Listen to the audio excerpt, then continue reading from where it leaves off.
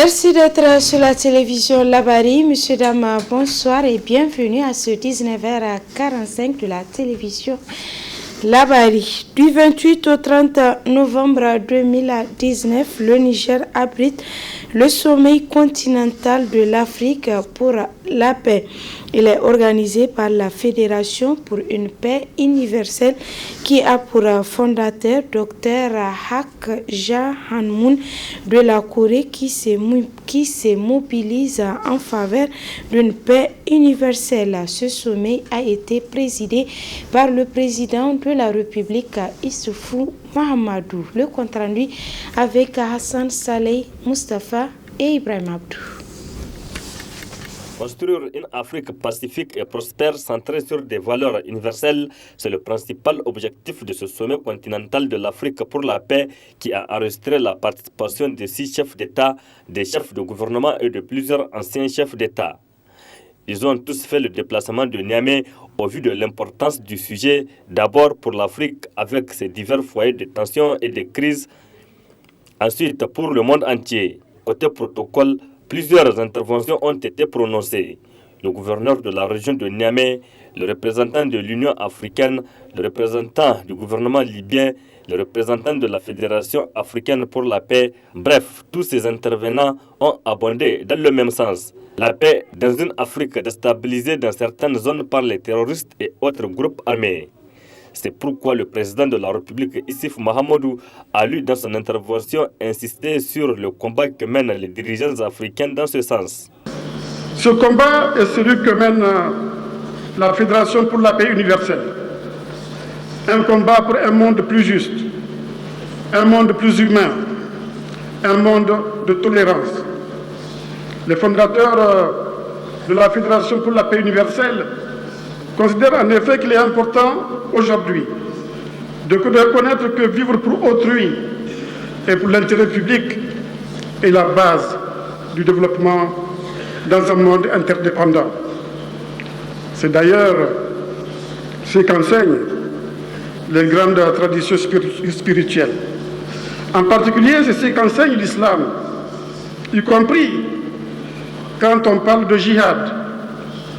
Car le jihad, qui signifie effort, n'est pas, contrairement à ce que pense l'ignorance, la guerre sainte, mais le double mouvement de résistance au mal en soi et de réforme de soi vers le bien.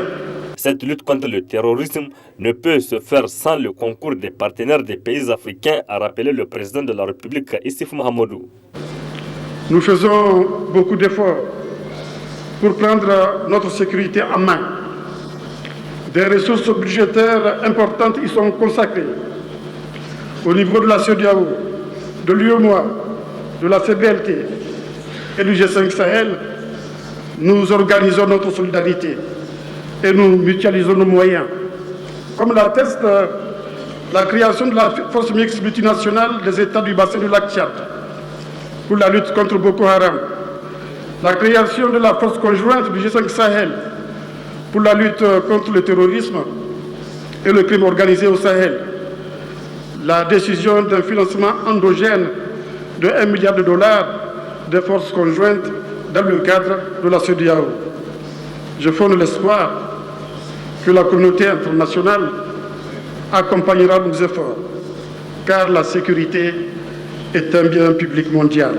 La Fédération pour la paix universelle a initié ce cadre pour promouvoir la paix dans le monde entier en impliquant tous les acteurs des différentes couches socio-professionnelles. Pour ce faire, un protocole d'entente a été signé lors de cette cérémonie de Niamey à laquelle 70 nations prennent part.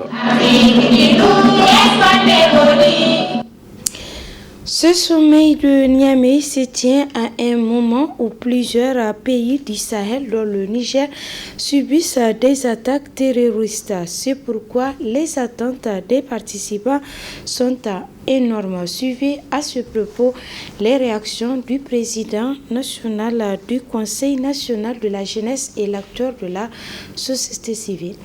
Chaque matin que Dieu fait, nous perdons des jeunes au rang des forces de défense et de sécurité, mais aussi dans les groupes extrémistes. Et cela est dû aussi au manque de l'emploi.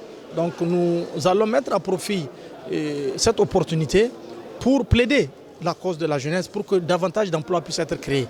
Parce que le plus souvent, dans les enquêtes qui ont été menées, c'est l'oisiveté, c'est le manque d'espoir, le manque d'emploi qui pousse beaucoup de jeunes à rejoindre les groupes extrémistes. Or, nous le savons, aucun développement n'est possible sans la paix.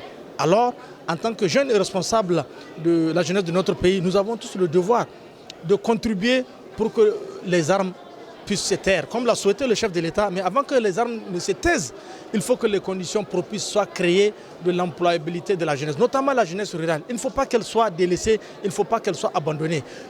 Encore, en tant que pays membre du G5 Sahel, vous savez que le défi il est énorme, migratoire, climatique, tous ces mots-là additionnés, vous conviendrez avec moi que nos États, à eux seuls, ne peuvent pas s'en sortir. Donc c'est pourquoi les partenaires au développement doivent aider sérieusement nos pays. Nous demandons en tout cas à nos chefs d'État et de gouvernement de redonner espoir à la jeunesse. Puisque la solution militaire, vous le savez, n'a jamais été une solution pour faire taire les armes. J'ose espérer que les débats vont véritablement s'appesantir sur des questions fondamentales qui entravent la paix en Afrique, dans le monde, et qu'il n'y aura pas de langue de bois, que les gens seront capables de se regarder en face et de se dire des vérités. Et parce que quand je prends le volet sécuritaire simplement, on voit bien que par rapport à la situation de la sécurité en Afrique, tout le monde sait désormais que c'est une manipulation et c'est la volonté des uns qui s'abat sur les autres à travers tout ce qu'on connaît désormais par rapport à ce qu'on appelle les terroristes d'un côté, les djihadistes de l'autre, et puis les bases militaires des pays qui sont censés être là pour aider l'Afrique, aider nos pays à être dans la position de faire face à cette insécurité provoquée. Donc bref, et on sent que c'est une sorte de danse du ventre qui est en train de se faire, que la vérité, on la contourne. Et on essaie de tournoyer autour du pot. Nous sommes là, on est vigilants, on est attentifs, on regarde. Et des genres de structures comme celle-là, ces genres de cadres comme celui-là, c'est une occasion de retrouvailles, de rencontres, de donner et de recevoir. On verra, on va écouter, on va analyser, on va voir et on dira ce que nous avons à dire. Autre aspect de cette édition, après le 5e et le 2e arrondissement communal de Niamey, c'est au tour de l'arrondissement communal Niamey 4 d'abriter ce matin un atelier qui durera 4 jours et qui portera sur la formation des acteurs locaux sur la responsabilisation sociale et de planification participative pour l'élaboration d'un plan d'action et d'identification d'une activité prioritaire. Le compte-rendu avec Ali Sissé Ibrahim et Aboubakar Souley. Après le 5e et le 2e arrondissement communal de Niamey, c'est au tour aujourd'hui du 4e arrondissement de Niamey d'abriter l'atelier de formation des acteurs locaux sur la responsabilisation sociale et de planification participative pour l'élaboration d'un plan d'action et d'identification d'une activité prioritaire. À cette occasion, prenant la parole, le premier Dovi Komidjina, chargé de programme au NDI, décline les objectifs visés à travers cette session de formation. À travers la présente activité, il s'agit de faciliter la planification participative pour l'élaboration d'un plan d'action et l'identification d'une action prioritaire qui sera menée par les citoyens de la commune pour leur bien-être. Cet atelier va se pencher sur l'approche des techniques et des pratiques de la responsabilisation des autorités communales pour la délivrance des services publics de qualité, la maîtrise des outils et des pratiques d'utilisation des outils d'évaluation de performance et de qualité, l'élaboration d'une planification participative identifiant l'action prioritaire à mener pour la qualité et la délivrance des services publics dans le 4e arrondissement communal. Quant au représentant de SOS Civisme Sayouba Halidou, il a relevé la contribution qu'apportera la formation. La tenue de cette formation contribuera sans doute à l'atteinte du résultat premier de ce projet intitulé « Les prestataires de services dans les communautés cibles apportent des modifications spécifiques à la qualité ou au nombre de services publics locaux à la suite des efforts de responsabilisation sociale de la communauté. » La formation consolidera aussi les acquis du dit programme. Permettez-moi par ailleurs de rappeler que SOS Civisme Niger a mis en œuvre le programme d'appui à la démocratie participative pour l'implication effective des citoyens dans les affaires locales, PADEL, dans certaines entités de la communauté urbaine de Niamey. Ensuite, procédant à l'ouverture de l'atelier, le secrétaire général de l'arrondissement communal numéro 4 de Niamey, Soba Soumaïla, a abondé dans le même sens que le représentant de SOS Civisme. L'atelier de formation des acteurs locaux sur la responsabilisation sociale et la planification participative pour l'amélioration d'un plan d'action et d'identification d'une activité prioritaire qui nous réunit à présent permettra de rendre plus efficaces les contributions des autorités et structures locales. Enfin, le secrétaire général de l'arrondissement communal numéro 4 de Niamey a invité les participants à suivre attentivement la formation qui leur sera donnée. Clôture cet après-midi à Africa Hall des travaux du séminaire de formation sur la réglementation en matière de transport, transit et douane des marchandises à destination du Niger. C'est le conseiller principal du directeur général du Conseil nigérien des utilisateurs de transport public qui a présidé la cérémonie de clôture. Suivez plus tôt. C'est sur une note de satisfaction totale qu'ont pris fin les travaux de ce séminaire de formation sur la réglementation en matière de transport, transit et douane des marchandises à destination du Niger, organisé par le Conseil nigérien des utilisateurs des transports publics, CNUT. Selon le conseil principal du directeur général du CNUT, les objectifs visés au cours de cette session de formation à l'endroit des acteurs de la chaîne du transport sont atteints. L'atelier qui se termine a permis donc à nous tous de comprendre la complexité de la réglementation sur le transit et les enjeux qu'elle présente pour les acteurs de la chaîne de transport public de marchandises que vous êtes. Il a aussi permis d'évoquer des questions purement opérationnelles et pertinentes qui rentrent dans le cadre des importations et des exportations du Niger. Bref, j'allais dire dans le cadre des échanges extérieurs de notre pays. Nous pouvons donc, à ce stade, nous féliciter d'avoir atteint les objectifs qui étaient fixés à l'ouverture de cet atelier. Quant aux participants, ils ont salué le climat qui a prévalu au cours de ces assises qui viennent à point nommé. Cette formation vient à point nommé. Et vous savez que dans les différents ports qui desservent nos marchandises, nous avons le plus souvent des difficultés. Nous sommes grugés par rapport à la fréquentation, nous sommes grugés par rapport à la tarification. Donc, on est presque éveillés.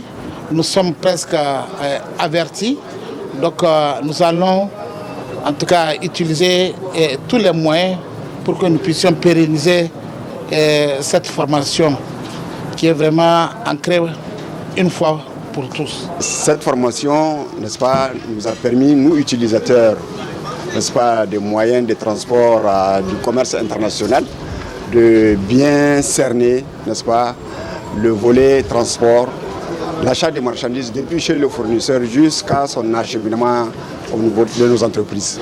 Et là, sincèrement, nous avons vu que le contour de toutes les réglementations liées au transport, au fonctionnement des ports, les différentes taxes qu'il faudra payer au niveau des ports et ainsi la procédure douanière et le dédouanement des marchandises au niveau du Niger. Au sorti de cet atelier de formation qui a duré 3 jours, les participants ont formulé des recommandations pertinentes dans le souci d'être mieux outillés sur la problématique du transport, transit et douane des marchandises à destination du Niger.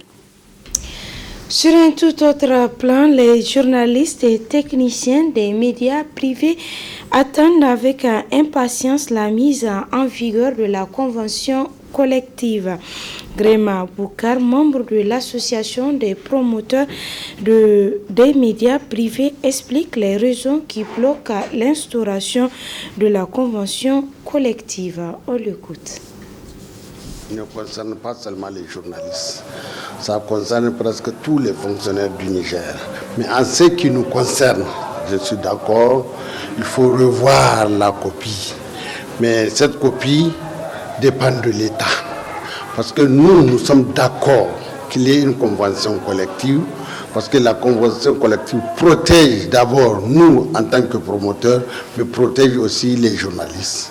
Mais pour avoir la convention collective, vraiment, il y a des préalables. Ce préalable-là, nous avons adressé une lettre au ministère de la Communication pour que nous puissions vraiment appliquer ce préalable. Mais malheureusement, ce n'est pas le cas. Qu'est-ce qui bloque? C'est la redevance ORTEN. Cette redevance, au moment des faits, l'ORTEN était le seul maître sur l'ensemble du territoire du Niger. Nous tous, on est venus de l'ORTEN. Mais aujourd'hui, nous sommes plus réalistes. Plusieurs radios et télévisions privées sont là. Donc nous avons dit, en tant que ORTEN, la maison mère, nous sommes d'accord que l'ORTEN prenne au moins la moitié de cette redevance Nigélec. Mais malheureusement, ce n'est pas le cas. C'est pourquoi nous, on a fait un peu de réticence pour l'application de la convention collective. On aime qu'il y ait une convention collective, ça protège tout le monde. Mais voilà le problème. Le problème est lié à cette affaire de la collecte de l'argent de l'électricité uniquement à l'ORTEN. Nous sommes là. Nous vivons la précarité dont vous avez parlé tout à l'heure. Parce que nous savons, pour la fin du mois déjà, nous savons comment faire pour payer les salaires. Mais à cela s'ajoutent encore d'autres problèmes que vous connaissez bien. Mais nous sommes d'accord qu'il y ait une entente entre nous et l'ORTEN. Nous consommons à peu près les 2/3 du personnel de l'audiovisuel au Niger. Au point de vue recette, on est trop en deçà de ce que nous comptons faire. Le réseau des organisations pour la transparence et l'analyse budgétaire ROTAB Niger vient d'être distingué parmi plusieurs organisations à travers le monde pour son combat dans la défense des droits humains. Le ROTAB a à cet effet reçu un prix décerné par Human Rights et Business Award. Précision avec Hamza Sakou et Khalid Bourema. ROTAB, le réseau des organisations pour la transparence et l'analyse budgétaire, est une ONG très active dans la défense des droits humains avec comme principale mission la transparence dans les industries extractives. À sa tête, Ali Idrissa, figure incontestée et leader de la société civile nigérienne. Depuis une trentaine d'années, Ali Idrissa s'est engagé aux côtés de ses pairs à ramener et à restaurer la démocratie, les libertés individuelles et collectives et le plus souvent au prix de sa liberté. Connu sur le plan international dans son idéologie de défense des droits humains, en cette année 2019, c'est une énième distinction qui vient ainsi couronner les exploits du ROTAB dans ce domaine. ROTAB, nominé 2019 pour le prix Entreprises et droits humains de Human Rights et Business Award. C'est un prix de société civile qui ont travaillé dans l'année, qui se sont distingués dans l'année dans le travail de défense des droits de l'homme et industrie. Et ça concerne les organisations des pays du Sud et de l'ex-IRSS. Ce sont des organisations qui travaillent contre l'atteinte des droits de l'homme dans les secteurs des industries extractives. C'est vrai que c'est un prix pour vraiment honorer les Rotab, comme le Rotab fait partie de la liste des organisations qui sont distinguées dans ces prix-là. Mais le Rotab et les autres organisations ne sont pas lauréates de ces prix-là. Lauréate de ces prix-là, c'est une organisation palestinienne. C'est Al-Kaha, qui est une organisation qui travaille les atteintes des droits de l'homme dans le travail des industries extractives. Vous savez, quand il y a des multinationales, quand il y a des industries, quand il y a des entreprises qui travaillent, il y a beaucoup d'atteintes des droits de l'homme en termes de santé, en termes de l'environnement, en termes de même économique.